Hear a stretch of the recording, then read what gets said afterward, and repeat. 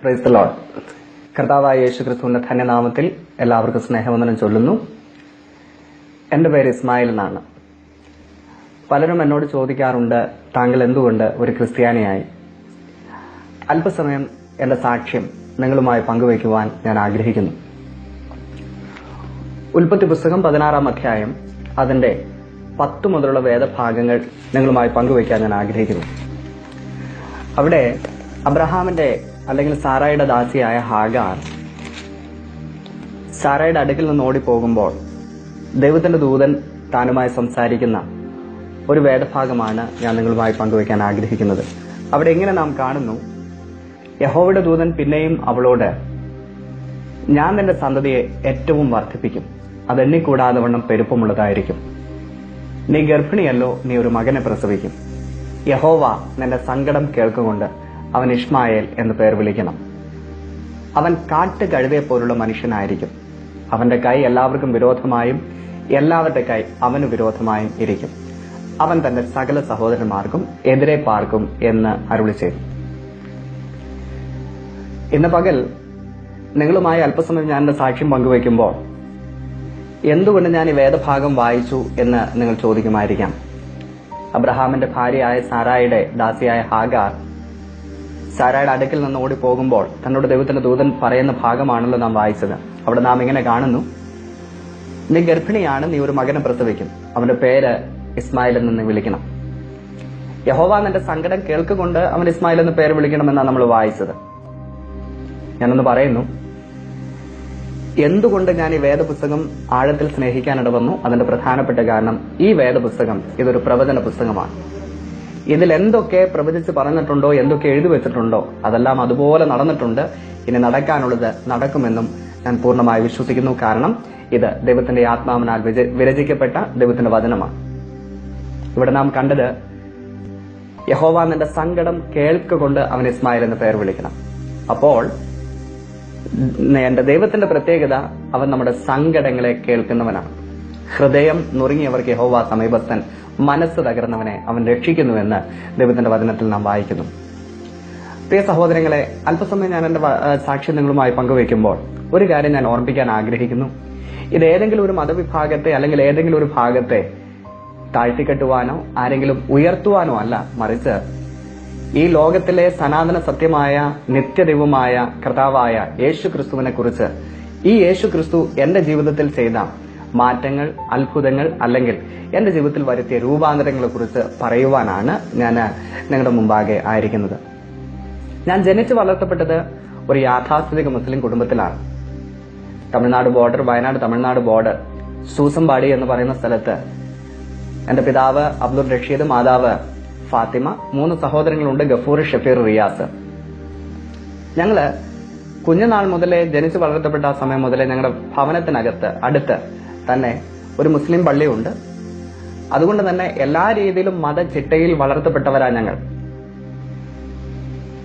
അതാത് സമയത്ത് ബാങ്ക് വിളിക്കുമ്പോൾ നിസ്കരിക്കാൻ പോവുക, അങ്ങനെ ഇത്യാദി എല്ലാ കാര്യങ്ങളും വളരെ ചിട്ടയോടെ ഞങ്ങളുടെ മാതാപിതാക്കൾ ഞങ്ങളെ വളർത്തുവാൻ തക്കവണ്ണമിടയായി. ഞാൻ ഓർക്കുന്നു, 1-ാം ക്ലാസ് മുതൽ 4-ാം ക്ലാസ് വരെ മാനന്തവാടി എന്ന് പറയുന്ന സ്ഥലത്ത് ഞാനും വാപ്പയും ഞങ്ങള് കുടുംബമായിട്ട് അവിടെ താമസിക്കാൻ തക്കവണ്ണമിടയായി. ഈ 1 മുതൽ 4 വരെ അവിടെ പഠിച്ചതിന് ശേഷം 5th സ്റ്റാൻഡേർഡിലേക്ക് ജോയിൻ ചെയ്യാനായി 4th സ്റ്റാൻഡേർഡ് പാസ് ചെയ്ത് നിൽക്കുന്ന സമയത്ത് മാനന്തവാടിയിൽ ഒരു ഗവൺമെന്റ് സ്കൂളിൽ ഞാൻ പോയി ജോയിൻ ചെയ്തു. എന്നാൽ എന്റെ പിതാവ് ഞങ്ങളുടെ ജീവിതത്തിലെ ഏറ്റവും പ്രധാനപ്പെട്ട ഒരു തീരുമാനമെടുത്തു. അത് ഈ തീരുമാനമായിരുന്നു, എന്നെയും എന്റെ ജ്യേഷ്ഠനെയും വയനാട്ടിലെ പ്രശസ്തമായ ഒരു യത്തീംഖാനയുണ്ട്, അഥവാ ഓർഫനേജ്, വയനാട് മുസ്ലിം ഓർഫനേജ് എന്ന് പറയും.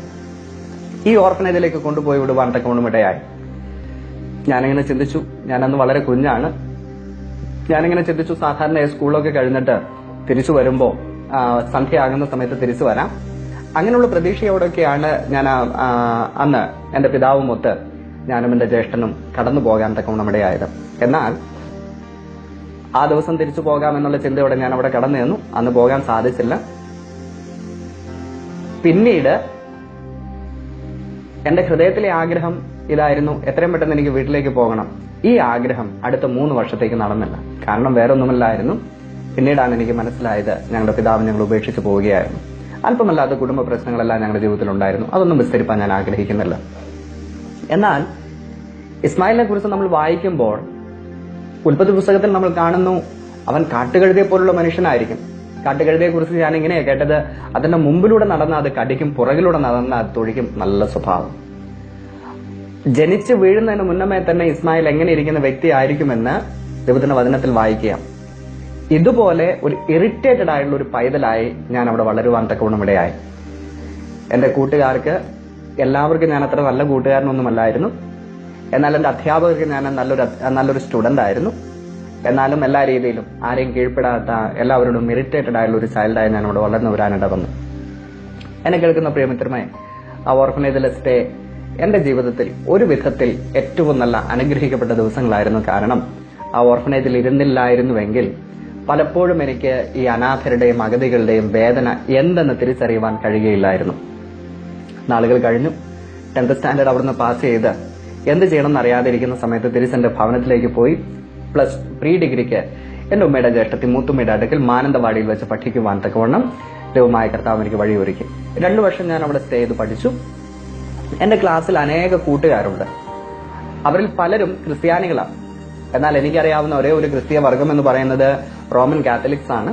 ഈ റോമൻ കാത്തലിക്സിനെ കുറിച്ച് ഞാൻ പലപ്പോഴും അവരോട് വാദിച്ചിട്ടുണ്ട്. കാരണം അവര് ഇതുപോലെ വിഗ്രഹങ്ങളെ ആരാധിക്കുന്ന, ദൈവത്തിന്റെ രൂപമൊക്കെ വെച്ച് ആരാധിക്കുന്നവരാണ്. അതുകൊണ്ട് അവർ യഥാർത്ഥ ക്രിസ്ത്യാനികളായിട്ട്, അല്ലെങ്കിൽ ക്രിസ്തീയത എന്ന് പറയുന്നത് തെറ്റായ മാർഗമാണ് എന്നുള്ളൊരു ധാരണയായിരുന്നു എന്റെ ഹൃദയത്തിൽ ഉണ്ടായിരുന്നത്.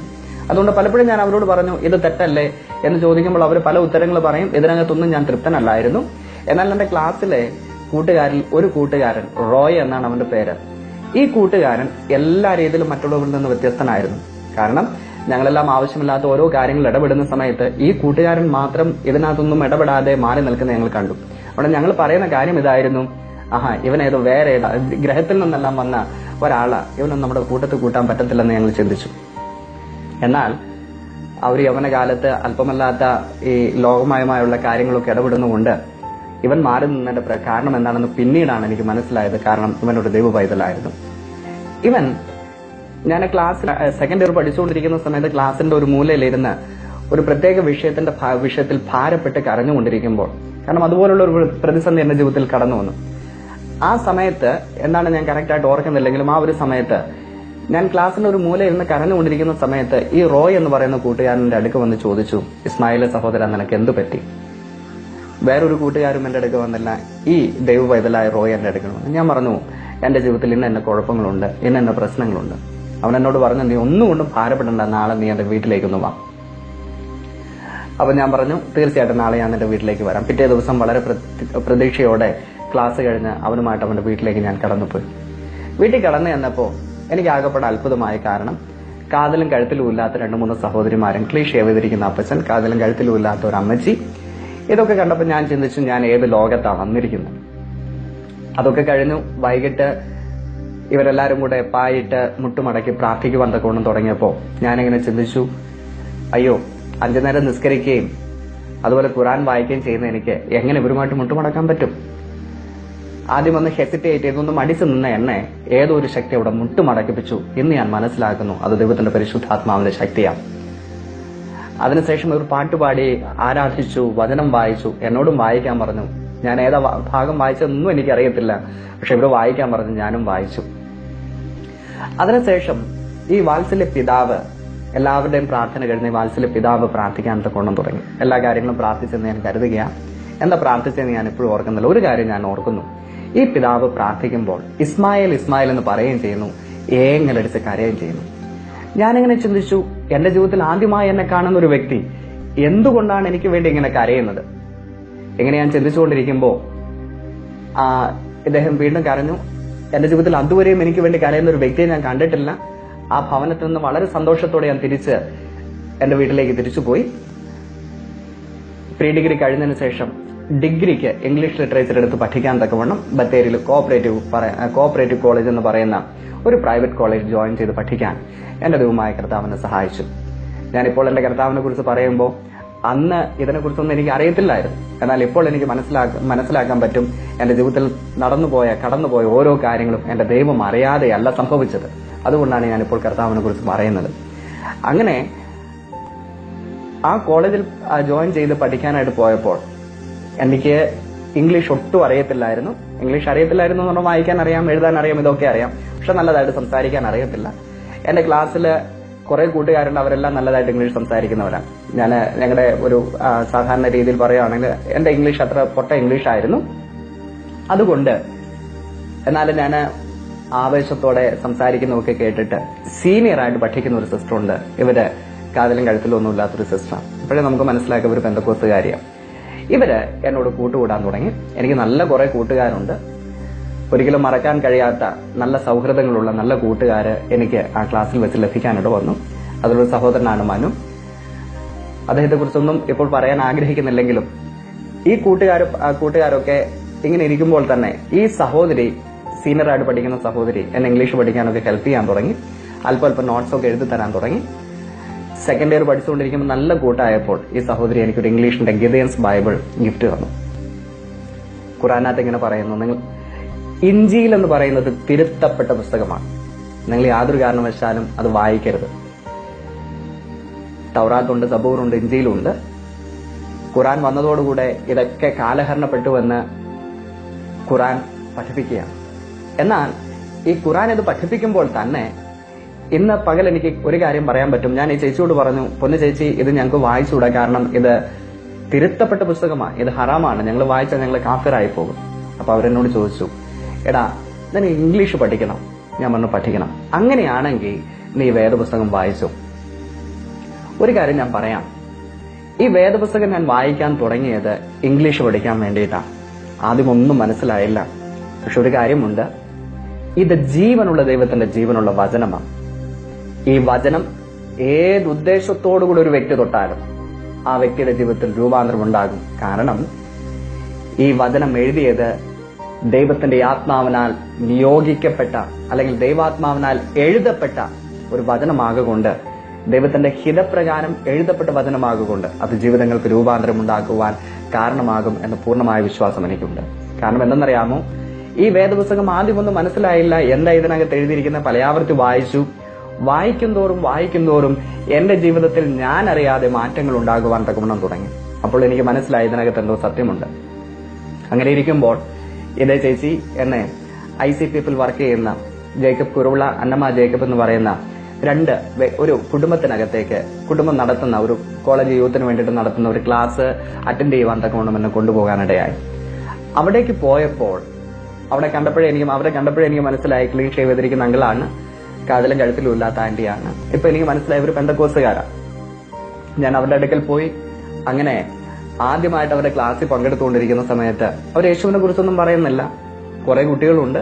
സാധാരണയായിട്ട് പേഴ്സണാലിറ്റി ഡെവലപ്മെന്റിനെ കുറിച്ചും യങ്സ്റ്റേഴ്സ് ഫേസ് ചെയ്യുന്ന പ്രോബ്ലംസിനെ കുറിച്ചൊക്കെ അവർ നല്ല രീതിയിൽ ക്ലാസ് എടുത്തുകൊണ്ടിരിക്കുന്നു. എനിക്ക് ആ ക്ലാസ് നല്ലതായിട്ട് ഇഷ്ടമായി.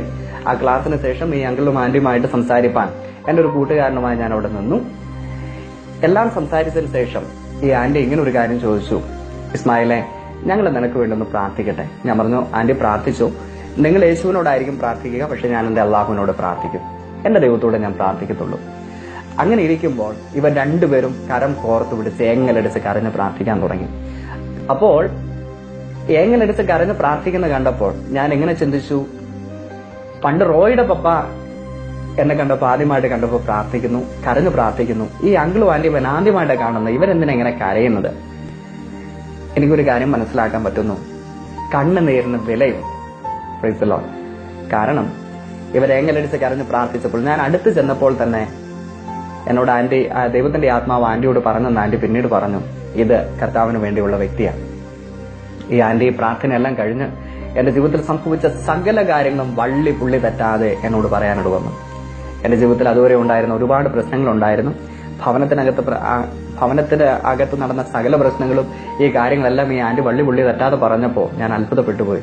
അപ്പോൾ എനിക്ക് വാസ്തവം മനസ്സിലായി, ഇവരുടെ ഇടയിൽ എന്തോ ഒരു പ്രത്യേകതയുണ്ട്. ഞാൻ തിരിച്ച് ക്ലാസ്സിലേക്ക് പോയി, വീട്ടിലേക്ക് പോയി. പിറ്റേ ദിവസം ഞാൻ എന്റെ കൂട്ടുകാരോട് അനേകരോട് പറഞ്ഞു, എടാ ഇങ്ങനെ ഒരു അങ്കിളും ആന്റിയും ഉണ്ട്, നമുക്ക് അവരുടെ അടുക്കിലേക്ക് പോവാം. എന്റെ കൂട്ടുകാരിൽ പലരും അവരുടെ അടുക്കിലേക്ക് വന്നു. ഞാൻ സെക്കൻഡ് ഇയർ പഠിച്ചുകൊണ്ടിരിക്കുമ്പോൾ തന്നെ അനേക കൂട്ടുകാർ അവിടെ ചെന്നു. അവിടെ ഇവരുടെ ക്ലാസ്സുകളൊക്കെ പങ്കെടുത്തു. അവർക്കെല്ലാം അവരെ ഇഷ്ടപ്പെട്ടു. പിന്നീട് ഞങ്ങൾ ഇവരുടെ ഭവനത്തിലേക്ക് പോകാൻ തക്കവണ്ണം ഇടയായി. ഞാൻ ഇപ്പോഴും ഓർക്കുന്നു, ആ ഭവനത്തിൽ ഞാൻ ആദ്യമായി കടന്നു പോയപ്പോൾ ആന്റി അവർക്ക് നല്ല ഞെരുക്കമുണ്ട്, ഇപ്പോഴും എനിക്കതറിയാം. എന്നാൽ ആദ്യമായി എനിക്ക് ഏറ്റവും ഇഷ്ടമുള്ളൊരു ഫുഡ് അവർ ഒരുക്കി വെച്ചു. ഞാനെങ്ങനെ ചിന്തിക്കാനിട വന്നു, എനിക്ക് ഏറ്റവും എന്റെ ഹൃദയത്തിനകത്ത് ഞാൻ ഏറ്റവും സ്നേഹിക്കുക ഇഷ്ടപ്പെടുന്ന ഒരു നല്ലൊരു ഫുഡ് ഐറ്റം അവർ ഉണ്ടാക്കി വെച്ചു. പിന്നീട് ഞാൻ ആന്റിയോട് ചോദിച്ചു, ആന്റി, എന്റെ ഹൃദയം നിങ്ങൾക്ക് എങ്ങനെ മനസ്സിലാക്കാൻ സാധിച്ചു? അപ്പോഴാണ് അവർ പറഞ്ഞത്, ഇത് ഞങ്ങളുടെ ദൈവം ഞങ്ങളോട് പറഞ്ഞിട്ട് ചെയ്തതാണ്. പറയാൻ വന്നത്, ചെറിയൊരു കാര്യം പോലും, വളരെ മൈന്യൂട്ടായിട്ട് നമ്മൾ ചിന്തിക്കുന്ന കാര്യം പോലും ശ്രേഷ്ഠമായിട്ട് ചെയ്യുന്ന കർത്താവാണ്. കാരണം സങ്കടത്തെ അറിയുന്ന ദൈവമാണ്, നമ്മുടെ ഹൃദയത്തിലെ ഞെരുക്കങ്ങളെ അറിയുന്ന കർത്താവാണ് നമ്മുടെ കർത്താവ്. അപ്പൊ ചെറിയ കാര്യം മുതൽ വലിയ കാര്യം വരെയും എന്റെ ദൈവം വിശ്വസ്തയോടെ എനിക്ക് വേണ്ടി അന്നു മുതലേ പ്രവർത്തിക്കാൻ തുടങ്ങി എന്നുള്ളതിന് ഞാൻ ദൈവത്തെ സ്തോത്രം ചെയ്യുകയാണ്. അതിനുശേഷം പല ആവർത്തി ഞാൻ ഈ ആന്റിയുടെ അടുക്കിലേക്ക് പോയി, ഞങ്ങളുടെ ആന്റിയുടെ അടുക്കിലേക്ക് പോയി. ക്ലാസ് കഴിഞ്ഞ ഉടനെ ഞാൻ അവിടേക്ക് ഓടി ചെല്ലും. അവിടെ ഞാൻ ഈ കൂട്ടുകാരെയും കൊണ്ട് ചെല്ലും. അവിടെ അവർ തരുന്ന എന്തെങ്കിലുമൊക്കെ കാര്യങ്ങളൊക്കെ കഴിക്കും, അവരുമായിട്ട് സംസാരിക്കും, അങ്ങനെ തിരിച്ചു പോകും. പല മാസങ്ങൾ ഇതുപോലെ കടന്നുപോയി. ഞാൻ പ്രതീക്ഷിക്കുക, എന്റെ കൂട്ടുകാരെന്നോട് പറഞ്ഞു, എടാ നീ അവിടേക്ക് പോയാൽ അവരെന്നോട് സുവിശേഷം പറയുന്ന അവർ ക്രിസ്ത്യാനിയാക്കും. ഞാനിങ്ങനെ പറഞ്ഞു, എന്നാ പിന്നെ എന്നെ ക്രിസ്ത്യാനിയാക്കുന്ന ഞാനൊന്ന് കാണട്ടെ എന്ന് പറഞ്ഞു വാശിയോടെ ഞാൻ അവിടെ കടന്നു ചെന്നതാണ്. 3 മാസം ഞാൻ അവിടെ കടന്നു ചെന്നിട്ടും എന്നോട് അവര് യേശുവിനെ കുറിച്ചൊരു വാക്കും പറഞ്ഞില്ല. അവസാനം സഹി കെട്ട് ഞാൻ അവരോട് ചോദിച്ചു, ആന്റി, അവരുടെ ലൈബ്രറിയിൽ ഒരു ഖുറാനുണ്ട്, നിങ്ങൾ ക്രിസ്ത്യാനികളല്ലേ, നിങ്ങൾ എന്തിനാ ഈ ഖുറാൻ എന്തിനാ അവിടെ സൂക്ഷിച്ചു വെച്ചിരിക്കുന്നത്? അപ്പൊ അവര് പറഞ്ഞു, മോനെ, ഇത് എല്ലാ പുസ്തകങ്ങളുടെ കൂട്ടത്തിൽ ഞാനിങ്ങനെ വെച്ചിട്ടേ ഉള്ളൂ, പക്ഷെ ഞങ്ങളുടെ ഖുറാൻ നിങ്ങൾ എന്തിനാ വെച്ചിരിക്കുന്നത്? എനിക്ക് യേശുവിനെ കുറിച്ചൊന്നും അറിയണം. അവർ ആ ചോദ്യത്തിന് വേണ്ടി കാത്തിരിക്കുകയായിരുന്നു. ഒരു മലവെള്ളപ്പാറ്റിൽ പോലെ അവർ യേശുവിനെ കുറിച്ച്, യേശുവിന്റെ സ്നേഹത്തെ കുറിച്ച് എന്നോട് സംസാരിക്കാൻ തുടങ്ങി. വലിയ സന്തോഷമായി. അത് കേട്ടിട്ട് എനിക്ക് ആദ്യം അംഗീകരിക്കാൻ പറ്റിയില്ല. കാരണം യേശു ദൈവപുത്രനാണ്, യേശുവിലൂടെ മാത്രമേ ദൈവത്തെ അറിയാൻ പറ്റൂ എന്നൊക്കെ അവർ പറഞ്ഞപ്പോൾ ഇത് ഒരിക്കലും അംഗീകരിക്കാൻ എനിക്ക് പറ്റത്തില്ലായിരുന്നു. കാരണം അങ്ങനെയുള്ളൊരു സ്വർഗമല്ല ഞങ്ങൾ പ്രതീക്ഷിച്ചിരിക്കുന്നത്, അല്ലെങ്കിൽ അങ്ങനെയുള്ളൊരു മാർഗമല്ല, സത്യമാർഗമല്ല എന്നാണ് യേശുവിനെ കുറിച്ച് ഞങ്ങൾ പറഞ്ഞിരിക്കുന്നത്. ഞാൻ ചിന്തിച്ചു വെച്ചിരുന്നത്, കാരണം അവൻ വെറും ഒരു പ്രവാചകനാണ്, ഇവൻ ഒരിക്കലും രക്ഷയിലേക്ക് നയിക്കുവാൻ കഴിയുന്ന ജീവനുള്ള ദൈവമാണെന്ന് ഒരിക്കലും ഞാൻ വിശ്വസിച്ചിരുന്നില്ല. കാരണം ഞങ്ങൾ അങ്ങനെ പഠിപ്പിച്ചു വെച്ചിരുന്നത്. എന്നാൽ ഈ യേശുവിനെ കുറിച്ച് പലയാവർത്തി പല കാര്യങ്ങൾ താനിങ്ങനെ അവർ സംസാരിച്ചു തുടങ്ങിയപ്പോൾ അവരുമായിട്ട് ഒരുപാട് തർക്കിച്ചു. ആകെപ്പാടെ ഒരു കൺഫ്യൂഷൻ ആയപ്പോൾ ഞാൻ പറഞ്ഞു, എനിക്ക് ഈ കാര്യത്തോട് താല്പര്യമില്ല, ഞാൻ പിന്നെ വരാമെന്ന് പറഞ്ഞ ആ ഭവനത്തിൽ നിന്ന് പോയി. പിന്നെയും എനിക്ക് സ്വന്തം ഭവനത്തിൽ ഇരിക്കാൻ പറ്റുന്നില്ല. ആ ഭവനത്തിൽ പോയിരിക്കും തോറും ഹൃദയത്തിനകത്ത് പ്രേരണ തോന്നും, എത്രയും പെട്ടെന്ന് അങ്കിളുടെ ആന്റിയുടെ അടുക്കിലേക്ക് പോകണം. ആന്റിയുടെ അടുക്കിലേക്ക് പോയി അവർ തരുന്ന ഫുഡ് കഴിക്കും, അവരൊരുക്കി വെച്ചിരിക്കുന്ന കട്ടിലേ ഞാൻ കിടക്കും. പക്ഷെ അവരെ ഞാൻ ഉറക്കത്തില്ല. പലപ്പോഴും പാതിരാത്രി 1 മണി 2 മണി വരെയൊക്കെ അവരുമായിട്ട് തർക്കിച്ച അനുഭവങ്ങൾ ജീവിതത്തിൽ ഉണ്ടായിട്ടുണ്ട്. എന്നിരുന്നാലും വളരെ സഹിഷ്ണുതയോടെ എന്നെ കൈക്കൊണ്ട എന്റെ പ്രിയ അങ്കിളും ആന്റിയും കുറിച്ച് ഓർത്ത് ഞാൻ ദൈവത്തിന് സ്തോത്രം ചെയ്യുന്നു. അങ്ങനെ ഇരിക്കുമ്പോൾ എന്റെ കൂട്ടുകാരിൽ ഞാൻ ആദ്യം പറഞ്ഞ മനു, ബിനു, ഷംന, ഇതുപോലുള്ള പല കൂട്ടുകാര് കർത്താവിനെ അറിഞ്ഞു. അവര് മനുവും ബിനും ഒക്കെ കത്തോലിക്കക്കാരായിരുന്നു. ഷംന ഒരു ഹൈന്ദവ മാർഗത്തിൽ നിന്ന് ക്രിസ്തീയ മാർഗം സ്വീകരിച്ച ഒരു വ്യക്തിയാണ്. ഇവരെല്ലാം സ്നാനപ്പെടുവാൻ തീരുമാനിച്ചപ്പോ എന്താ സ്നാനം എന്ന് അറിയണമല്ലോ, ഇതറിയാൻ വേണ്ടിയിട്ട് ഞാൻ അവരുടെ അടുക്കിലേക്കൊന്ന് പോയതാണ്. അവരുടെ അടുക്കിലേക്ക് പോയപ്പോൾ എന്റെ കൂട്ടുകാരാരാണെന്ന് എനിക്ക് നല്ലതായിട്ട് അറിയാം. അവർ യേശുവിനെ അറിഞ്ഞതിന് മുമ്പ് എങ്ങനെയുള്ള വ്യക്തികളായിരുന്നെന്ന് എനിക്ക് നല്ലതായിട്ട് അറിയാം. എനിക്കിപ്പം എന്താണ് രക്ഷ, ഈ കാര്യങ്ങളൊന്നും അറിയത്തില്ല. ക്രിസ്തീയ മാർഗത്തെക്കുറിച്ച് വലിയ പ്രതിപത്തിയൊന്നും എനിക്കില്ലായിരുന്നെങ്കിലും എന്റെ കൂട്ടുകാർ സ്നാനപ്പെടുന്ന കാണാൻ വേണ്ടി ഞാൻ അവിടെ കടന്നു ചെന്നപ്പോൾ സ്നാനക്കടവിൽ നിന്ന് എന്റെ കൂട്ടുകാർ സ്നാനപ്പെട്ട് എഴുന്നേറ്റ് വന്ന സമയത്ത് അവരുടെ മുഖത്തുണ്ടായിരുന്ന ദൈവത്തിന്റെ തേജസ് അതെന്റെ മനസ്സിനെ വല്ലാതെ ആകർഷിച്ചു. എനിക്കൊരു കാര്യം മനസ്സിലായി, ഇതിനകത്ത് എന്തോ സത്യമുണ്ട്. കാരണം ഇവരുടെ മുഖത്ത്, അല്ലെങ്കിൽ ഇവരുടെ അവരുടെ മുഖത്ത് അവരനുഭവിക്കുന്ന ദൈവിക സമാധാനം, സന്തോഷം കണ്ടപ്പോൾ, അവർ പ്രത്യേക തേജസ് കണ്ടപ്പോൾ എന്റെ ഹൃദയത്തിനകത്ത് ആഴമായ ഒരു തള്ളലുണ്ടായി. അതിനുശേഷം അവരുടെ കൊച്ചുകൂട്ടത്തില് ആദ്യമായിട്ട് അവർ സ്നാനപ്പെട്ട് തിരുവത്താഴ് ശുശ്രൂഷ എടുക്കാനായിട്ട് അവർ കൂടി വന്നപ്പോൾ അവിടെ ഞാനും കടന്നുപോയി. തിരുവത്താഴ് ശുശ്രൂഷ എടുത്തുകൊണ്ടിരിക്കുന്ന സമയത്ത് ദൈവത്തിന്റെ ദാസൻ അവസാനം എല്ലാം കഴിഞ്ഞിട്ട് ഇങ്ങനെ പറഞ്ഞു, സാധാരണയായിട്ട് പറയാറുള്ളത് അപ്പവും വീഞ്ഞും ശേഷിച്ചിരിക്കുന്നത് കാണിക്കുന്നത് അനേകർ ഇതിനകത്ത് ഭാഗവാക്കാകാനുണ്ടെന്നാണ് സാധാരണ പറയാറുള്ളത്. പക്ഷേ അന്ന് ആ ദൈവത്തിന്റെ ദാസൻ ഇങ്ങനെ പറഞ്ഞു, അപ്പവും വീഞ്ഞും ശേഷിച്ചിരിക്കുന്നു. ഇത് കാണിക്കുന്നതെന്ന് പറയുന്നതിന് പകരം അദ്ദേഹം എന്നോട് പറഞ്ഞു, ഇത് നിന്റെ അവസാനത്തെ ചാൻസ്. ഇന്ന് നീ കർത്താവിനെ സ്വീകരിച്ചില്ലെങ്കിൽ നിന്റെ കാര്യം പോക്കാം. അപ്പൊ ആ കൊച്ചു റൂമിനകത്ത് ഞാനും 2-3 കുഞ്ഞുങ്ങളും ഒഴികെ കർത്താവിനെ അറിയാത്തവരായിട്ട് വേറെ ആരുമില്ല. എനിക്ക് മനസ്സിലായ ദൈവം എന്നോടാണ് സംസാരിക്കുന്നത്. ആരോടും യാത്ര പറയാതെ ഞാൻ എന്റെ ഭവനത്തിലേക്ക് തിരിച്ചു പോകുന്ന സമയത്ത് തിരക്കേറിയ ബസ്സിലിരുന്ന് സർവശക്തനായ ദൈവത്തോട്, അന്ന് ഞാൻ ആരാധിച്ചിരുന്ന ദൈവത്തോട് ഇങ്ങനെ ചോദിച്ചു, ദൈവമേ, ഞാൻ കഴിഞ്ഞ 19 വർഷങ്ങളായി ജനിച്ചു വളർന്ന നാൾ മുതൽ നീ ദൈവമാണെന്ന് പഠിച്ചു വളർന്ന വ്യക്തിയാണ്. എനിക്കറിയാം നീ ആ ദൈവം. അന്ന് ഞാൻ പറഞ്ഞതാണ്, ഇനി ഞാനത് പറയുന്നില്ല. പക്ഷേ ഇവർ പറയുന്നു യേശുവിലൂടെ അല്ലാതെ സ്വർഗത്തിലേക്ക് പോകാൻ പറ്റത്തില്ല, യേശു മാത്രമാണ് യഥാർത്ഥ വഴി, യേശുവാണ് യഥാർത്ഥ സ്നേഹം. ഇവർ പറയുന്നു, എന്താണ് സത്യമെന്ന് നീ എന്നോട് പറയണം. ഞാൻ പ്രാരംഭത്തിൽ വായിച്ച വേദഭാഗം നിങ്ങൾ ഓർക്കുന്നല്ലോ, യഹോവ നിന്റെ സങ്കടം കേൾക്കൊണ്ടവൻ ഇസ്മായിൽ എന്ന് പേർ വിളിക്കണം. നമ്മുടെ ദൈവത്തിന്റെ പ്രത്യേകത, അവൻ കേൾക്കുന്നവനാണ്.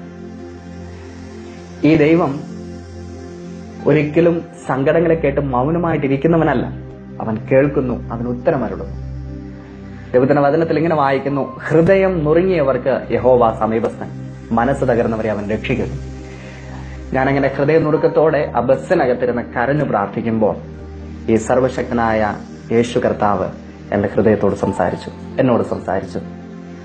യേശു എന്നോട് പറഞ്ഞു, ഇസ്മായിലെ, നിന്റെ കയ്യിലിരിക്കുന്ന ബൈബിൾ നീ തുറക്ക്, വായിക്ക്.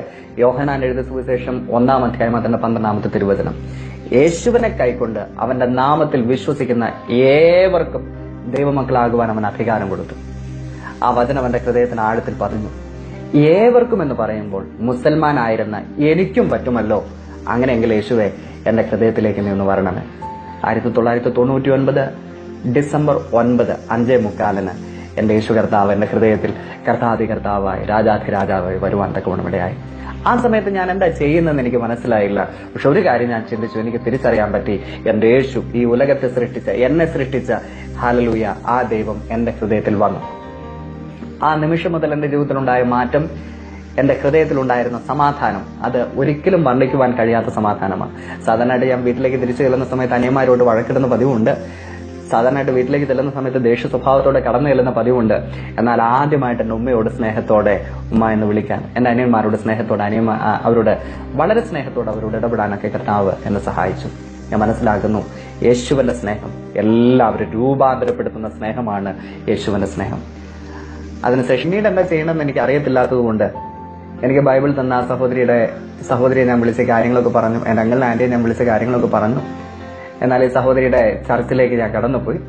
അവിടെ ആദ്യമായിട്ട് ഒരു സൺഡേ ആരാധനയ്ക്ക് പോയപ്പോൾ അവിടുത്തെ പ്രിയ പാസ്റ്റർ ജോസ് മാടശ്ശേരി, അദ്ദേഹം ഇതുപോലെ എന്താണ് രക്ഷ, എന്താണ് യഥാർത്ഥത്തിൽ ക്രിസ്തീയത എന്നുള്ളതിനെ കുറിച്ച് ഒരാമുഖമായി ഒരു നല്ലൊരു മെസ്സേജ് പറയാൻ തക്കവണ്ണമിടയായി. അപ്പോഴാണ് വാസ്തവത്തിൽ എന്താണ് യഥാർത്ഥത്തിൽ രക്ഷിക്കപ്പെടുക എന്ന് പറഞ്ഞാലെന്ന് മനസ്സിലാക്കാനിടയായത്. നമ്മുടെ പാപങ്ങൾക്ക് വേണ്ടി കാൽവരി ക്രൂശിൽ അവസാനത്തെ തുള്ളി രക്തം വരെയും ഊറ്റിത്തന്ന് മരിച്ച് അടക്കപ്പെട്ട ഈ യേശു കർത്താവിലൂടെ അല്ലാതെ എനിക്ക് ദൈവത്തോട് അടുക്കുവാൻ കഴിയില്ല, പിതാവായ ദൈവത്തോട് അടുക്കാൻ കഴിയുകയില്ലെന്ന് എനിക്കന്ന് ബോധ്യമായി. അന്ന് കണ്ണുനീരോടുകൂടെ എന്റെ പാപങ്ങളെ എല്ലാം ഏറ്റുപറഞ്ഞ് ഉപേക്ഷിച്ച് എന്റെ കർത്താവിനെ സുന്ദരക്ഷിതാവായി സ്വീകരിക്കാൻ കർത്താവിനെ സഹായിച്ചു. അന്ന് ആ ചർച്ചിൽ വെച്ച് എന്റെ ദൈവത്തിന് വേണ്ടി പൂർണ്ണമായി എന്നെ സമർപ്പിക്കാൻ തക്കവണ്ണമിടയായി. അതിനുശേഷം പ്രിയ അങ്കിളിനും ആന്റിയും ഒക്കെ കണ്ട് കാര്യങ്ങളൊക്കെ സംസാരിച്ചു. ഈ ചർച്ചിൽ കണ്ടിന്യൂസ് ആയിട്ട് പോരാൻ തുടങ്ങി.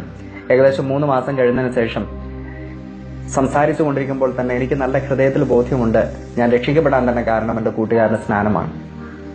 എനിക്ക് മനസ്സിലായി, പാപത്തിൽ മരിച്ച് ജീവിച്ചിരുന്ന എനിക്ക് പുതുജീവൻ തന്ന കർത്താവിന്റെ ആ സ്നേഹത്തിന്റെ പൂർണ്ണത വെളിപ്പെടണമെങ്കിൽ ഞാൻ കർത്താവിനെ ജലത്തിൽ സാക്ഷിച്ചേ പറ്റും.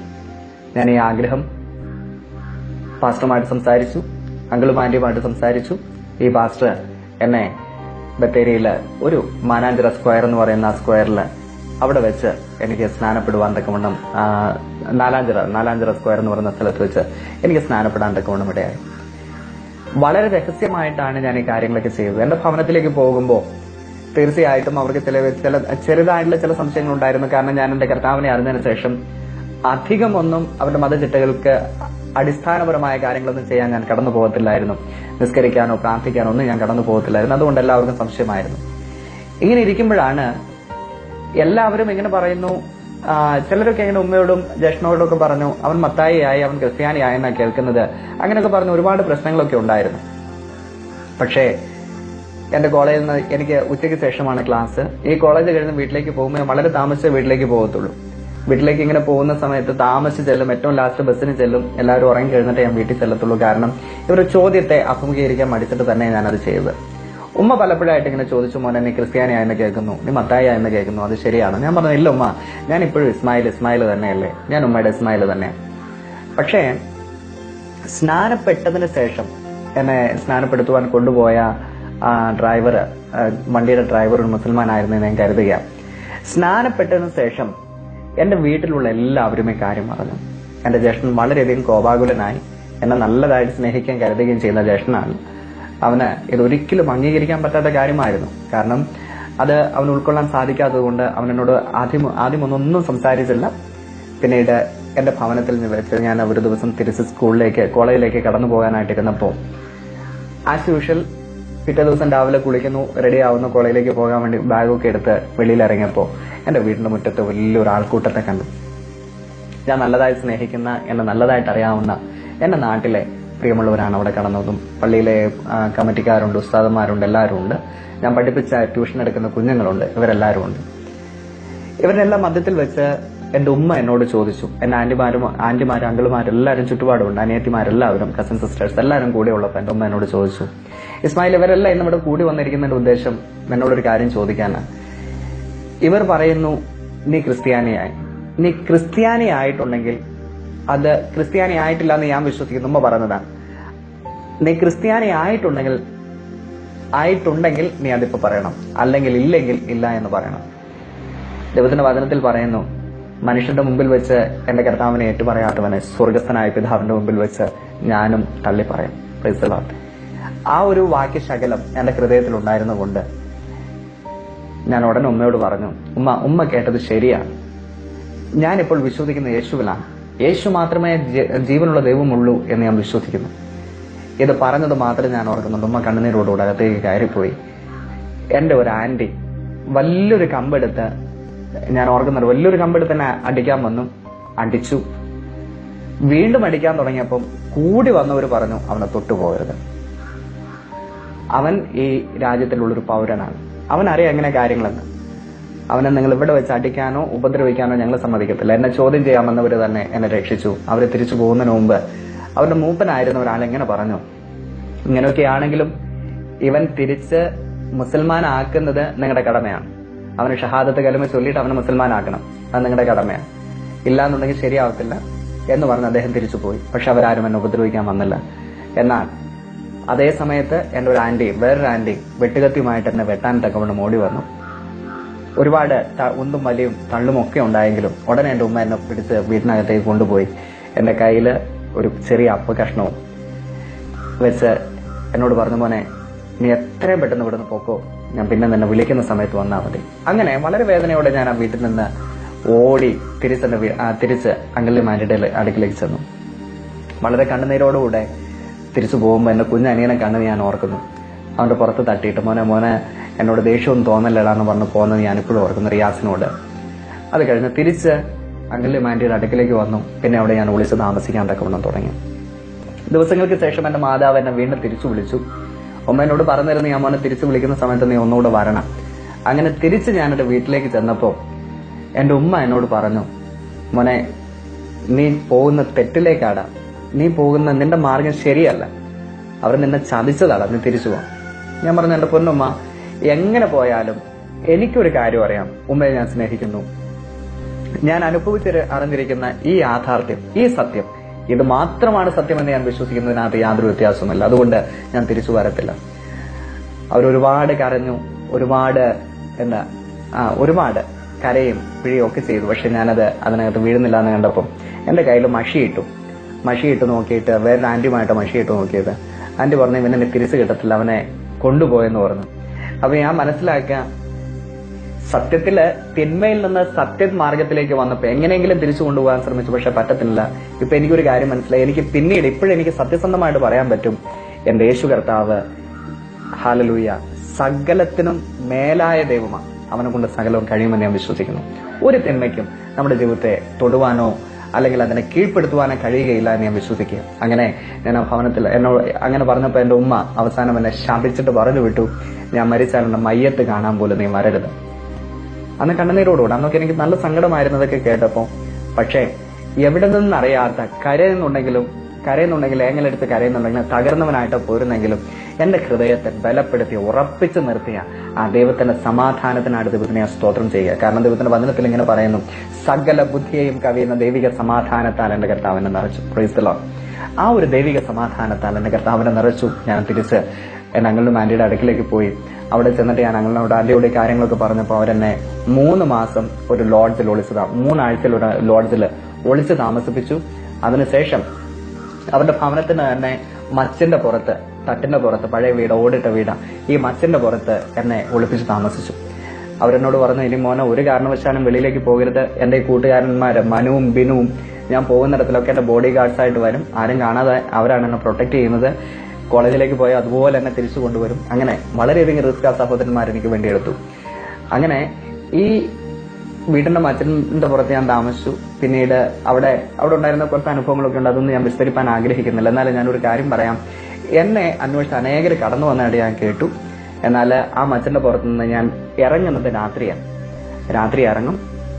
പിന്നെ എല്ലാവരും പോയതിനു ശേഷം രാത്രി ആ മച്ചിന്റെ പുറത്തുനിന്ന് ഇറങ്ങും. കുറെ കുപ്പിയൊക്കെ നിരത്തി വെച്ചിട്ടുണ്ട്. അതിനകത്ത് മൂത്രം ഒഴിച്ചിട്ട് ആ കുപ്പി രാത്രിയാണ് കാലിയാക്കുന്നത്. അതുപോലുള്ള കുറെ അനുഭവങ്ങളൊക്കെ കർത്താവ് എനിക്ക് തന്നു. അതിനൊക്കെ ആയിട്ട് ദൈവത്തിന് സ്തോത്രം ചെയ്യുക.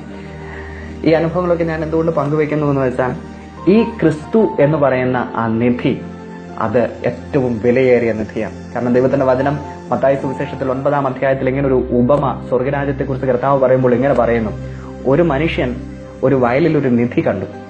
ആ നിധി കണ്ടിട്ട് ഈ മനുഷ്യൻ എന്ത് ചെയ്യുമെന്ന് അറിയാമോ? തനിക്കുള്ളതൊക്കെയും വിറ്റിട്ട് ഈ നിധി എടുക്കാൻ വേണ്ടിയിട്ട് താൻ പോയി. നിധി വാങ്ങാൻ വേണ്ടി തനിക്കുണ്ടായിരുന്ന സകലതും വിറ്റു. വയലിൽ ആ നിധി. ഞാൻ പറയട്ടെ, എന്റെ ജീവിതത്തിൽ ഏറ്റവും വലിയ നിധി എന്ന് പറയുന്നത്, എന്റെ ജീവിതത്തിൽ ഏറ്റവും വലിയ സമ്പാദ്യം എന്ന് പറയുന്നത് ഈ ലോകരക്ഷകനായ ക്രിസ്തു എന്റെ ജീവിതത്തിൽ വന്നതാണ്. Praise the Lord. അതിനുശേഷം ആ അങ്കിളും ആന്റിയുടെ ഭവനത്തിൽ വെച്ച് ഞാൻ അറിയാനിട വന്നു. പല ആവർത്തി എന്റെ ഉമ്മയും സഹോദരങ്ങളും അവിടെ കടന്നു വന്ന് അന്വേഷിച്ചുകൊണ്ട് പിന്നീട് ഞാൻ മനസ്സിലാക്കി, പലരും എന്നെ പിടിച്ചുകൊണ്ടു പോകാൻ അല്ലെങ്കിൽ തിരിച്ചു കൊണ്ടുപോകാനൊക്കെ ഒരുപാട് ശ്രമങ്ങൾ ഉണ്ടായി. അവരെന്നെ അന്വേഷിച്ച് നടക്കുകയായിരുന്നു ഞാൻ മനസ്സിലാക്കി. ഇപ്പോൾ ഞാൻ മനസ്സിലാക്കുന്നു, പ്രാണന്റെ അധികാരം എന്റെ കർത്താവിന്റെ കയ്യിലാണ്. അവൻ ഒരിക്കലും നമ്മെ എന്ത് ചെയ്യത്തില്ലെന്നറിയാമോ? മരണത്തിന് ഏൽപ്പിച്ചു കൊടുക്കുകയില്ല.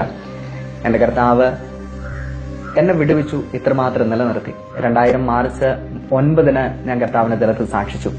അതിനുശേഷം 2000 ഏപ്രിൽ 3 എന്റെ അങ്കിളും ആന്റിയും ട്രൈബൽ മിഷൻ എന്ന് പറയുന്ന ഒരു സംഘടനയിലേക്ക് എന്നെ കൊണ്ടുപോകാൻ തക്കവണ്ണമിടയായി. ഞാൻ എപ്പോഴും ഓർക്കുന്നു, ഞാൻ ഈ കർത്താവിനെ അറിയുന്നതിന് മുമ്പ് ICPFന്റെ പല ക്യാമ്പിൽ പങ്കെടുക്കാൻ തക്കവണ്ണമിടയായി. പല ക്യാമ്പ്സിൽ ഞാൻ പങ്കെടുത്തു. ആ ക്യാമ്പുകളെല്ലാം എന്റെ ജീവിതത്തിൽ ഒരുപാട് രൂപാന്തരങ്ങൾ ഉണ്ടാക്കിയതെന്ന് ഞാൻ മനസ്സിലാക്കുന്നു. അങ്ങനെ ഒരു ക്യാമ്പിൽ 1999 ഒരു ക്യാമ്പിൽ ഞാൻ പങ്കെടുത്തപ്പോൾ കർത്താവിന്റെ ശ്രേഷ്ഠ അഭിഷിക്തനായ ഡോക്ടർ കെ മുരളീധർ അവിടെ വന്ന് ക്ലാസ് എടുത്ത് ഞാൻ എപ്പോഴും ഓർക്കുന്നു. ആദ്യമായിട്ടാണ് ആ ക്യാമ്പിന് പങ്കെടുക്കുന്നത്. അന്ന് ശരിക്കൊരു തെറിച്ച ചെറുക്കനായതുകൊണ്ട് ഒരിച്ചിരി കുസൃതി തരങ്ങളൊക്കെ കയ്യിലുണ്ടായിരുന്നു. ഈ കർത്താവിന്റെ ദാസൻ അവിടെ ക്ലാസ് എടുക്കാൻ വന്നപ്പോൾ ഞാൻ അദ്ദേഹത്തിന്റെ തമിഴ് ആക്സന്റഡ് മലയാളമാണ് താൻ സംസാരിക്കുന്നത്. അതുകൊണ്ട് ഞാൻ അദ്ദേഹത്തിനെ കുറിച്ച് ഇങ്ങനെ കമന്റൊക്കെ പറഞ്ഞ് ഞാൻ എപ്പോഴും ഓർക്കുന്നു, ഇത് മലയാളം മര്യാദയ്ക്ക് സംസാരിക്കാൻ അറിയാത്ത ആളാണോ പ്രസംഗിക്കുന്നതെന്നൊക്കെ അല്പമല്ലാത്തൊരു കമന്റൊക്കെ ഞാൻ പറഞ്ഞു. പക്ഷേ ദൈവത്തിന്റെ നീതി എന്ന് പറയുന്നത്, ഈ വലിയ ദൈവദാസന്റെ ആ സ്ഥാപനത്തിലേക്ക് എന്റെ കർത്താവ് എന്നെ അയച്ചു. 1 വർഷത്തേക്ക് ഞാൻ അവിടെ പോയതാണ്. പക്ഷെ നീണ്ട 11 വർഷക്കാലം എന്റെ ദൈവമായ കർത്താവ് എന്നെ അവിടെ നിർത്തി. 1 വർഷം എനിക്ക് എന്റെ ലിറ്ററേച്ചറിന്റെ ഫൈനൽ ഇയർ എക്സാം എഴുതാൻ സാധിച്ചില്ല. അതുകൊണ്ട് ആ ഒരു വർഷം, ആദ്യത്തെ 1 വർഷം പഠിക്കാൻ വേണ്ടി സ്പെൻഡ് ചെയ്തതിനു ശേഷം അവിടെ തുടങ്ങിയിരുന്ന ഒരു എലിമെന്ററി സ്കൂളിന്റെ ഒരു കൊച്ചു ഭാഗമായിട്ട് ഞാനും അവിടെ കൂടി. ആ സ്കൂൾ വളർന്നു വന്നു. അത് 10th വരെയുള്ള ഒരു നല്ലൊരു ഹൈസ്കൂളാക്കി കർത്താവ് അതിനെ ഉയർത്തി. ട്രൈബൽ മിഷന്റെ എല്ലാ നല്ല പ്രവർത്തനങ്ങൾക്കായിട്ട് ദൈവത്തിന് സ്തോത്രം ചെയ്യുന്നു. ആ സ്കൂൾ വളരുന്നതിനനുസരിച്ച് കർത്താവ് എന്നെ അവിടെ വളർത്തി. ആദ്യമൊക്കെ ദൈവത്തിന്റെ വചനം ആഴത്തിൽ പഠിക്കുവാനുള്ള ഒരു അദമ്യമായ ആഗ്രഹം എന്റെ കർത്താവിന്റെ ഹൃദയത്തിൽ തന്നു. വചനം ആർത്തിയോടെ വായിച്ചു. പലയാവർത്തി ബൈബിൾ വായിച്ചു തീർക്കാൻ കർത്താവ് സഹായിച്ചു. പക്ഷെ അവിടെ വളർന്നു വരുന്ന സമയത്ത് തന്നെ ഞാനൊരു ഇറിറ്റേറ്റഡ് ആയുള്ള ഒരാളായിരുന്നു. വളരെയധികം ആരെയും കീഴ്പ്പെടാനോ ആരെയും മനസ്സിലാക്കാനോ കഴിയാത്ത ഒരു ഇൻഫീരിയോറിറ്റി കോംപ്ലക്സ് ഉള്ള ഒരാളായിട്ട് ഞാൻ നമ്മൾ വളർന്നു. പക്ഷേ ദൈവമായ കർത്താവിന്റെ ജീവിതത്തെ അവിടെ വെച്ച് മോൾഡ് ചെയ്യാൻ തക്കവണ്ണമിടയായി. അവിടെ പടിപടിയായ കർത്താവിന് ഉയർത്തിയാനായിട്ട് ദൈവത്തിന് സ്തോത്രം ചെയ്യുന്നു. നല്ല രീതിയിൽ ഒരു ജീവിതം കർത്താവ് എനിക്ക് അവിടെ തന്നു. നീണ്ട 9 വർഷം ഞാൻ അവിടെ താമസിക്കുന്നത് വേറെ ആരും അറിഞ്ഞില്ല. ഏകദേശം 2000 മുതൽ 2009 ആരംഭം വരെ ഞാൻ അവിടെ ഒളിച്ചു താമസിക്കുന്ന രീതിയിൽ തന്നെ താമസിച്ചു. വേറെ എന്റെ കുടുംബക്കാർക്കോ എന്റെ കൂട്ടുകാർക്കോ ഞാൻ എവിടെയാണെന്ന് അറിയത്തില്ല. മനുവിനറിയാം, അങ്കിളിനും ആന്റിക്ക് അറിയാം. ഇതിൽ അപ്പുറമായിട്ട് വേറെ ആർക്കും ഞാൻ എവിടെ ഉള്ളതെന്ന് അറിയുന്നില്ല. അവിടെ ഇരിക്കുന്ന സമയത്ത് 2008 അവസാനത്തിൽ 2009 ബിഗിനിങ്ങിൽ ഞാനിങ്ങനെ എന്റെ ഭവനത്തെക്കുറിച്ച് കേട്ടു. എന്റെ ഹൃദയത്തിൽ ഭയങ്കര ഭാരമുണ്ടായി. എന്റെ ഭവനക്കാരെ എനിക്ക് കാണണം. അങ്ങനെ വളരെയധികം ഹൃദയത്തിനകത്ത് ഭാരത്തോടെ ഞാൻ ഇങ്ങനെ ഇരിക്കുമ്പോൾ ഞാൻ എന്റെ ആന്റിയോട് വിളിച്ചു പറഞ്ഞു, ആന്റി ഞാൻ വീട്ടിലേക്ക് വരുവാ, എനിക്ക് എന്റെ ജ്യേഷ്ഠനെ കാണണം. അങ്ങനെ ഞാൻ വീട്ടിലേക്ക് തിരിച്ചു തന്നു. ആദ്യമായിട്ട് നീണ്ട 9 വർഷങ്ങൾക്ക് ശേഷം എന്റെ ജ്യേഷ്ഠനെ ഞാൻ ആ ഭവനത്തിൽ വെച്ച് കണ്ടു. ഇപ്പോഴും ഓർക്കുന്നു, യാക്കോബ് യേശാവിനെ മീറ്റ് ചെയ്യാൻ സമയത്ത് യേശാവിന്റെ ഹൃദയത്തിനകത്ത് മുഴുവൻ കലിയ, ആരെ കൊല്ലണം, യാക്കോബിനെ കൊല്ലണം. പക്ഷെ യേശാവിനോട് ദൈവം സംസാരിച്ച് അവനെ തൊട്ടുപോകരുത്. ഇതേപോലെ ദൈവം എനിക്ക് വേണ്ടി എന്റെ ജ്യേഷ്ഠനെ ഒരുക്കി തന്നു. അവന് എന്നോട് നല്ല ദേഷ്യമാണെന്ന് എനിക്ക് നല്ലതായിട്ട് അറിയാം. പക്ഷെ അത്രയും വർഷങ്ങൾക്ക് ശേഷം എന്നെ കണ്ടപ്പോൾ വളരെ ശാന്തനായി, വളരെ സ്നേഹത്തോടെ അവൻ എന്നോട് ഇടപെടുവാൻ തക്കവണ്ണമിടയായി. എന്റെ സർട്ടിഫിക്കറ്റ്സ് എല്ലാം വീട്ടിലായിരുന്നു. ഈ സർട്ടിഫിക്കറ്റ്സ് എനിക്ക് വേണ്ടി ദൈവം അവനെ കൊണ്ട് ഭവനത്തിൽ നിന്ന് എടുത്തുകൊണ്ടൊരുപ്പിക്കാൻ തക്കവണ്ണമിടയായി എന്ന് ഞാൻ മനസ്സിലാക്കുന്നു. എന്റെ ദൈവം അവൻ വിശ്വസ്തനായ ദൈവമാണ്. പിന്നീട് ഞാൻ അറിഞ്ഞു, എന്റെ പിതാവ്, ഞങ്ങൾ ഉപേക്ഷിച്ചു പോയ പിതാവ് വളരെയധികം ഭാരത്തോടെ, വളരെയധികം രോഗിയായിട്ട് താൻ കിടക്കുന്നു എന്നുള്ള കാര്യം ഞാൻ മനസ്സിലാക്കി. എന്റെ ജ്യേഷ്ഠൻ എന്നോട് പറഞ്ഞിരുന്നു. ഇത് കേട്ടപ്പോൾ എന്റെ ഹൃദയത്തിൽ സങ്കടം തോന്നി. എന്റെ പിതാവിനെ സന്ദർശിക്കാൻ ഞാൻ കടന്നുപോയി. അവിടെ ചെന്നപ്പോൾ എന്റെ പിതാവിനെ കണ്ടപ്പോൾ എന്റെ ഹൃദയം തകർന്നുപോയി. കാരണം അതുപോലുള്ള ഒരു അവസ്ഥയിലായിരുന്നു താൻ. ഏതായാലും തന്നെ കണ്ട് എന്റെ കൂട്ടുകാരൻ റീച്ചർ എന്ന് പറയുന്ന കൂട്ടുകാരനുമായിട്ട്, ട്രൈബൽ മിഷനിലുണ്ടായിരുന്ന റീച്ചർ എന്ന് പറയുന്ന കൂട്ടുകാരനുമായിട്ട് ഞാൻ കടന്നുപോയത്. അവിടെ കടന്നു ചെന്നു. അവരെ കണ്ട് വളരെ സന്തോഷത്തോടെ തിരിച്ച് ഞാൻ വീട്ടിലേക്ക് വന്നു. തിരിച്ച് അട്ടപ്പാടിയിൽ ഹോസ്റ്റലിലേക്ക് തിരിച്ചു വന്നു. അവിടെ വെച്ച് ചില ദിവസങ്ങൾ കഴിഞ്ഞപ്പോ എന്റെ ഇളയമ്മ എന്നെ വിളിച്ചിട്ട് പറഞ്ഞു, ഇതുപോലെ വാപ്പയെ ഞാൻ ഉപേക്ഷിക്കാൻ പോവാ, എനിക്ക് ഇയാളെ നോക്കി മതിയായി, ഞാൻ കളയാൻ പോവാന്ന് പറഞ്ഞപ്പോ എന്റെ വാപ്പയെ ഞാൻ തിരിച്ച് എന്റെ അടുക്കിലേക്ക്, ഞാൻ ഡോക്ടറിനോട് ഞാൻ കാര്യങ്ങളൊക്കെ സംസാരിച്ചു. അങ്ങനെ എന്നെ പറഞ്ഞു, തീർച്ചയായിട്ടും വാപ്പയും കൊണ്ടുപോരാൻ ഐസക്ക് നോക്കിക്കോ, ഞാൻ ഐസക്ക് എന്നറിയപ്പെടുന്നത്, ഐസക്ക് നോക്കിക്കൊള്ളാൻ പറഞ്ഞു. അങ്ങനെ അദ്ദേഹത്തെ എന്റെ അവിടെ ഉള്ള ഹോസ്പിറ്റലിൽ നീണ്ട 1 മാസത്തോളം ചികിത്സിക്കാൻ ദൈവമായ കർത്താവ് അവിടെ വരുത്തി. അവിടെ വെച്ച് എന്റെ വാപ്പ അവിടെ വന്നപ്പോ ഒരിക്കൽ എന്നെ ശപിച്ച് ഇറക്കി വിട്ട എന്റെ ഉമ്മ അവിടേക്ക് വന്നു. എന്നെ വേണ്ടാന്ന് പറഞ്ഞ് ഉപേക്ഷിച്ച് പോയതാ, വേണ്ടാന്ന് പറഞ്ഞ് ശപിച്ച ഉമ്മയെ അവരെന്നെ കാണാൻ, ഞങ്ങളെ കാണാൻ അവിടെ വന്നു. എന്റെ ജ്യേഷ്ഠൻ അവിടെ വന്നു, അനിയൻ വന്നു. ഞാൻ പറയട്ടെ, എന്റെ കർത്താവ് എന്റെ കുടുംബത്തെ തിരിച്ചു തന്നു. പക്ഷെ അവരാരും എപ്പോഴും വിശ്വാസത്തിലൊന്നുമല്ല. അവരിപ്പോഴും ആഗ്രഹിക്കുന്നു ഞാൻ തിരിച്ച് മുസ്ലിമായിട്ട് ചെല്ലണം. പക്ഷെ അവരാരും ഇപ്പോൾ വിശ്വാസത്തിലല്ല. പക്ഷെ ഒരു കാര്യം എനിക്ക് മനസ്സിലാക്കാൻ പറ്റുന്നു, എന്റെ ദൈവത്തിന്റെ സ്നേഹം എന്ന് പറയുന്ന ആ സ്നേഹം അത് ഏറ്റവും വലിയ സ്നേഹമാണ്. അവരെല്ലാം തിരിച്ച് എന്നെ കാണാൻ വന്നു. അതിനുശേഷം വളരെ കാലമായിട്ട് പലരും ചോദിക്കുന്ന കാര്യമായിരുന്നു, ഇസ്മായിൽ നിനക്ക് ആര് പെണ്ണ് തരും? അങ്ങനെ ഇരിക്കുമ്പോഴാണ് ഞാൻ ചിന്തിച്ചിരുന്നത് ഞാൻ മാത്രമേ ഉള്ളൂ ഈ മുസ്ലിം മതത്തിൽ നിന്ന് അല്ലെങ്കിൽ മുസ്ലിമിൽ നിന്ന് ക്രിസ്ത്യാനിറ്റിയിലേക്ക് വന്നതെന്ന്. പിന്നീടാണ് ഞാൻ മനസ്സിലാക്കിയത്, അനേകരായുള്ള ഇസ്ലാമിക സഹോദരന്മാർ എന്റെ യേശു കർത്താവിനെ അറിഞ്ഞതായിട്ടുണ്ട്. എന്നെ അന്വേഷിച്ച് ഷാജഹാൻ എന്ന് പറയുന്ന ഒരു പാസ്റ്റർ മലപ്പുറത്ത് നിന്ന് കടന്നു വന്നു. അദ്ദേഹത്തെ കണ്ടപ്പോൾ എനിക്ക് ഭയങ്കര സന്തോഷമായി. കാരണം ഇതുപോലൊരു ഒരാളെ കൂടെ കണ്ടുമുട്ടാൻ എനിക്ക് സാധിച്ചല്ലോ. പിന്നീടാണ് ഞാൻ അറിയുന്നത് റംല തോമസ്, ഷമീർ കൊല്ലം, ഇങ്ങനെ പല ദേവദാസന്മാരെ കുറിച്ച് ഞാൻ കേട്ടു. അങ്ങനെ ഷാജഹാൻ പാസ്റ്ററിന്റെ അടുക്കൽ വന്നു, സംസാരിച്ചു, അദ്ദേഹം കടന്നുപോയി. പിന്നീട് ഇതേ ഷാജഹാൻ പാസ്റ്റർ ഷമീർ പാസ്റ്ററുമായിട്ട് എന്നെ മീറ്റ് ചെയ്യിച്ചു. ആദ്യമായിട്ടൊരു കൺവെൻഷന് പ്രസംഗിക്കാൻ താൻ എന്നെ വിളിച്ചു, ഒരു സാക്ഷ്യം പറയാൻ താൻ എന്നെ വിളിച്ചു. അങ്ങനെ പല രീതിയിൽ എനിക്ക് ഇവരെയൊക്കെ കണ്ടപ്പം എനിക്ക് മനസ്സിലായി ഞാൻ തന്നെയല്ല. ഞാനിവിടെ ഇങ്ങനെ പറയുന്ന സമയത്ത് എന്നെ കേൾക്കുന്ന ശ്രോതാക്കൾ തെറ്റിദ്ധരിക്കരുത്. കാരണം അന്ന് ഞാൻ അനുഭവിച്ച വേദന കൊണ്ടാണ് ഞാൻ അങ്ങനെ ഒന്ന് സംസാരിച്ചത്. പക്ഷേ ഇപ്പോഴെനിക്ക് മനസ്സിലാക്കാൻ പറ്റുന്നു, ദൈവസ്നേഹം എന്ന് പറയുമ്പം ആര് ക്രിസ്തുവിനെ അറിഞ്ഞാലും ക്രിസ്തുവിൽ നിലനിർത്തുവാൻ ഉതകത്തക്കതായ ശ്രേഷ്ഠമായ സ്നേഹമാണ് ദൈവസ്നേഹം. അങ്ങനെ ഇവരൊക്കെ മീറ്റ് ചെയ്തപ്പോൾ എനിക്ക് ധൈര്യമായി. പിന്നീട് ഒളിച്ചു താമസിച്ചിരുന്ന് ഞാൻ പയ്യെ വെളിയിൽ വരാൻ തുടങ്ങി. അങ്ങനെ ഇരിക്കുമ്പോഴാണ് പ്രിയ ഷമീർ പാസിന്റെ പെങ്ങൾ ജാസ്മിനുമായിട്ടുള്ള വിവാഹം കർത്താവിന്റെ കൃപയാൽ തീരുമാനിക്കാനിട വന്നത്. 2010 ഡിസംബർ 29 അനുഗ്രഹിക്കപ്പെട്ട രീതിയിൽ ആ വിവാഹം അട്ടപ്പാടിയിൽ വെച്ച് നല്ല രീതിയിൽ നടക്കുവാൻ കർത്താവ് സഹായിച്ചു. ഡോക്ടർ കെ മുരളീധരന്റെ നേതൃത്വത്തിൽ തന്നെ ആ വിവാഹം നല്ല രീതിയിൽ കർത്താവ് നടത്തി. പ്രിയ അങ്കിളും ആന്റിയും, ജേക്കബ് കുരുവുള്ള അങ്കിളും പ്രിയ അണ്ണമാന്റിയും കടന്നു വന്നു. അവരാണ് ഈ കാര്യങ്ങൾക്കെല്ലാം മുൻകൈ എടുത്തത്. ഞാനിപ്പോൾ മനസ്സിലാക്കുന്നു, ഏകാഗികളെ കുടുംബത്തിൽ വസിക്കുമാറാക്കുന്ന ദൈവത്തിന്റെ സ്നേഹം അതെത്ര വലുതാ. ഹല്ലേലൂയ. എന്റെ കർത്താവ് അവിടെ വെച്ച് പടിപടിയായി എന്നെ ഉയർത്തി.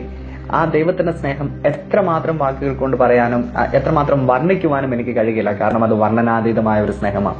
അട്ടപ്പാടിയിലെ 11 വർഷങ്ങൾ എന്ന് പറയുന്നത് ഏറ്റവും ശ്രേഷ്ഠകരമായ വർഷങ്ങളായിരുന്നു. കാരണം ഓരോ പടിപടിയായിട്ട് എന്നെ കർത്താവോട് ഉയർത്താൻ ഇടയായി.